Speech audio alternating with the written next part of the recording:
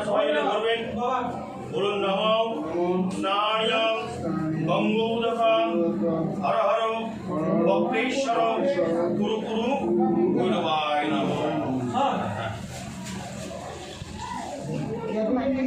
জোর হাত করে বলবেন, জোর হাত করে বলুন নমঃ পাপহরং পাপকর্মাহং পাপত্মা পাপসম্ভব ত্রাহিমাং কুণ্ডলিকাক্ষং সর্বপাপ হর বক্রেশ্বর হর বক্রেশ্বর।